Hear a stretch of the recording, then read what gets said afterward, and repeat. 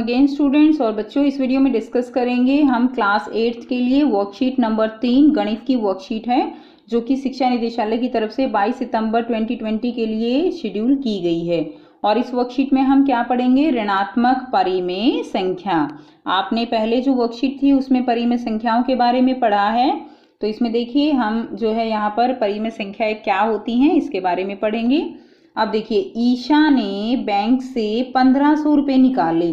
तो बच्चों, कितने रुपए निकाले हैं? 1500 रुपये। आपने कभी अगर बैंक की अपनी पासबुक देखी हो तो वहां पे आपको दिखता है कि जहां पर आपने पैसे जमा किए हैं बैंक में, तो वहां उसके सामने क्या मिलेगा? आपको प्लस का निशान मिलेगा। जैसे मान लीजिए आपने बैंक में 100 रुपये जमा किए हैं तो प्लस जो है 100 मिलेगा।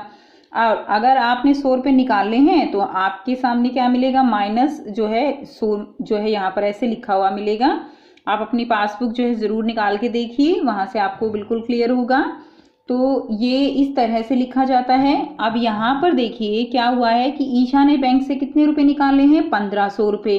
तो उसको गणितीय रूप हम कैसे दिखाएंगे? तो बेटा, जब पैसे निकालते हैं तो क्या मिलेगा? माइनस मिलेगा, क्योंकि हमारे अकाउंट से कम हो गए हैं, इसलिए क्या मिलेगा? माइनस में मिलेगा। दूसरा देखिए, पेट्रोलियम की खान समुद्र तल से 120 सहित 3/5 किलोमीटर नीचे है। तो बेटा, यहाँ पर नीचे की बात कर रहे हैं ना, समुद्र तल जो है उससे नीचे की बात कर रहे हैं। तो अगर नीचे की बात करेंगे तो क्या जाएगा? हम माइनस में जा रहे हैं, ऊपर की तरफ हम प्लस हो रहे हैं। ठीक है, तो इसलिए इसके सामने भी क्या लग जाएगा? माइनस। उसके बाद देखिए, दीक्षा के 1/4 जो पैसे रुपए हैं वो कहाँ गिर गए? नाली में गिर गए। ठीक है ना, तो यहाँ भी जमीन के लेवल से नीचे है नाली, तो इसके सामने क्या आएगा? माइनस आएगा। इसका मतलब क्या है? नीचे, नीचे का मतलब क्या है बेटा? गिर गए हैं, यानी एक तरह से, दोनों तरह से आप ले सकते हो कि नाली में गिर गए हैं तो हम नीचे की तरफ की बात कर रहे हैं। दूसरा, उसके पैसे कम भी हुए हैं, नाली में गिर गए हैं ना, तो कम भी हुए हैं, तो हम किसकी बात कर रहे हैं? उसके पास से चले गए, तो यानी -1/4 हो गए। शॉपिंग मॉल में मेरी मोटरसाइकिल 2 मंजिल नीचे की पार्किंग में खड़ी थी। ठीक है ना, तो नीचे जहां आप लेवल पे हो वहां से नीचे की बात कर रहे हो तो क्या होगा? -2 हो जाएगा। लद्दाख का तापमान 0 से 16 अंश कम था। तो बेटा, यहाँ पे तापमान जो है शून्य क्या है? शून्य एक तरह से आप कह सकते हो स्टैंडर्ड होता है, जो ना पॉजिटिव हो सकता है ना नेगेटिव होता है। ठीक है ना प्लस का होता है ना माइनस का होता है। इसलिए शून्य जो है वो एक तरह से आप कह सकते हो स्टैंडर्ड जो नंबर है उससे 16 कम है, -16 है उससे, तो इसीलिए क्या हो जाएगा? माइनस में हो जाएगा। जैसे बच्चों आपने स्केल में भी देखा है, स्केल में क्या होता है? इस तरह यहाँ पे 0 है तो यहाँ पे 1 2 3 4 और ये 5, ये सारे किस में होंगे? ये सारे प्लस में होंगे। लेकिन दूसरी तरफ -1 -2 -3 -4 ऐसे शुरू हो जाता है। ठीक है, तो ये जो संख्याएं हैं ये क्या होंगी? ये सारी इस तरफ माइनस में होंगी, लेफ्ट हैंड की तरफ। ठीक, अब देखिए, उपरोक्त उदाहरण अनुसार परिमेय जो संख्याएं हैं वो परिमेय संख्याएं पूर्ण या भिन्नात्मक या धनात्मक या ऋणात्मक भी होती हैं। यानी परिमेय संख्याएं क्या क्या होती हैं? पूर्ण हो सकती हैं, भिन्नात्मक हो सकती हैं, भिन्न के रूप में, जैसे 4/7, ये प्लस में भी हो सकती हैं, ये माइनस में भी हो सकती हैं। ठीक, किसी भी तरह से ये हो सकती हैं।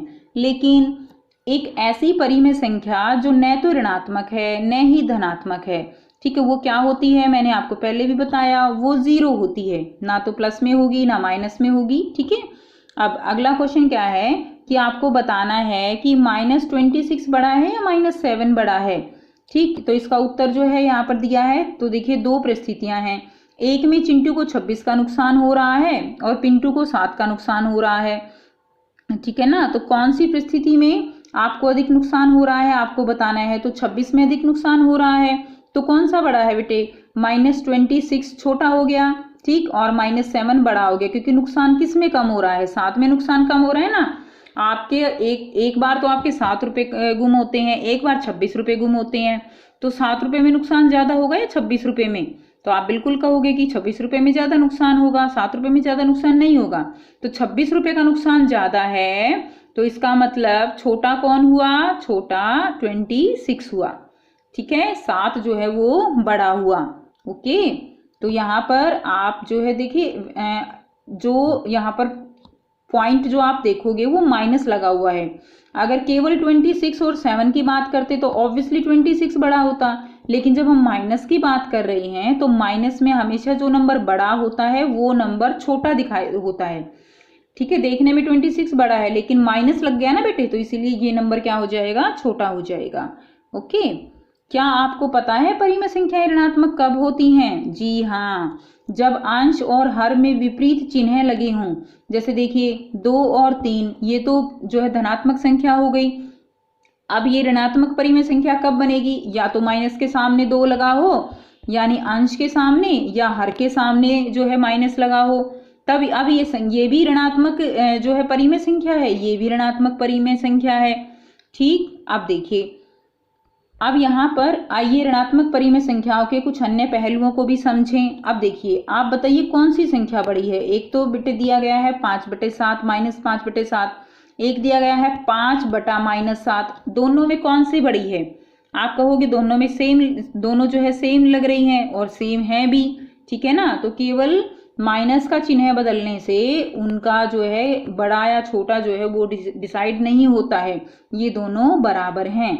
बराबर कैसे? अगर मैं इसको भी -1 से गुणा कर दूं, इसको भी -1 से, बराबर है ना। -1 से इसको किया है, -1 से इसको किया है, तो क्या आंसर आएगा? देखो क्या आंसर आएगा। यहाँ पे -1 को 5 से गुणा करूंगी तो कितना आएगा? -5 आएगा। और 7 को 1 से करूंगी तो 7 आएगा, क्योंकि यहाँ पे माइनस से माइनस क्या हो जाएगा? कैंसिल हो जाएगा। ठीक है, माइनस माइनस प्लस हो जाएगा। तो अब आंसर क्या आ गया? -5/7।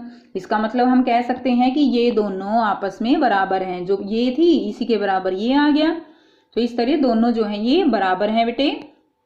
अब एक और तरीका भी है, देखिए 5 जो है यहाँ पे 5/6 है, और यहाँ पे आप कह सकते हो, यहाँ पे देखिए ये ऐसे है, और दूसरा आप कह सकते हो यहाँ पे 6/5 है। क्या अब आप बता सकते हो इनमें कौन सा बड़ा है? बिल्कुल बताओगे कौन सा बड़ा है बच्चों। अब हम देखें कि देखिए अगर हम यहाँ पर कैलकुलेट करने की कोशिश करें कि देखिए -5/7 है और यहाँ पर आपके पास -7/5 है, ठीक है, या आप यहाँ पे माइनस लगा सकते हैं, कोई मैटर नहीं करता। अब देखिए यहाँ पर आप ये बताइए कि इन दोनों में कौन सा बड़ा है और कौन सा छोटा है, ठीक है, ये आपको बताना है। तो आप कैसे करेंगे इसको? आप यहाँ पर 5 को 7 से भाग करेंगे, क्या आंसर आएगा? यहाँ पर आप जो है 0 लगाएंगे, ठीक है, 57 पे ये जाएगा, तो इसका आंसर कितना आया? -0.7 बच्चों, यहाँ से आंसर आएगा। और इसका आंसर कितना आएगा आपका? इसका आंसर आएगा माइनस का, जब आप 7 को 5 से भाग करोगे, 5 1 जा 5 और 2 एंड 1.4 बच्चों, इसका आंसर आया -1.4। तो अब आप देखिए कि इनमें से कौन सा बड़ा है और कौन सा छोटा है। -0.7 बड़ा है या -1.4 बड़ा है? ऑब्वियसली माइनस में जो कम नंबर होता है, कम संख्या, वो बड़ी होती है, यानी 0.7 -0.7 यहाँ पे बड़ा है, ठीक है। तो यहाँ पे -5/7 ग्रेटर है, जब बड़ा है 7/-5 छोटा है। तो इस तरह से आप देखेंगे। ओके, अब देखिए बच्चों, आपको यहाँ पर क्या बताना है? -2/3 आपको ये जो है चिन्ह दिए गए हैं,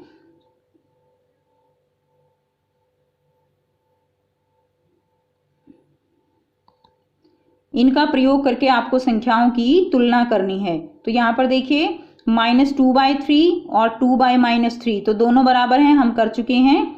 इसी तरह नीचे वाली -5/9 और 5/-9, ये भी क्या है? बराबर हैं। अब देखिए 0/100 और 10/100, तो 0 को किसी भी नंबर से करोगे तो 0 ही होगा, तो ये जो है 10/100 ये बड़ा होगा। अब 27/7 और 6/7, इसमें बच्चों कौन सा बड़ा है? 27/7 जो है इसमें बड़ा है, क्योंकि ये तो धनात्मक है ना दोनों, इसमें कोई जो है यहाँ पर कंफ्यूजन नहीं है, 27/7 ही बड़ा होगा। इसमें देखिए -2 बड़ा है या -1 बड़ा है? तो यहाँ पर -1 बड़ा होगा, माइनस में हमेशा छोटे वाली बड़ी होती है। 21/8 और 3/8, तो बच्चों इसमें 21/8 बड़ा है। अब ये देखिए -56 और 2, तो इसमें कौन सा बड़ा है? इसमें 2 बड़ा है, ठीक है ना। अब ये 25/4 और 3/4, तो इसमें 25/4 बड़ा है, तो ये थी बच्चों आज की वर्कशीट। आई होप बच्चों आपको समझ आ गई है। फिर भी कोई प्रॉब्लम है तो आप कमेंट करके पूछ सकते हो। कमेंट करके बताइए वीडियो कैसी लगी, अच्छी लगी तो लाइक शेयर जरूर कीजिए, चैनल को सब्सक्राइब कीजिए और बेल आइकन भी प्रेस कर लीजिए ताकि आप बच्चों को नोटिफिकेशन मिलती रहे। Thanks for watching.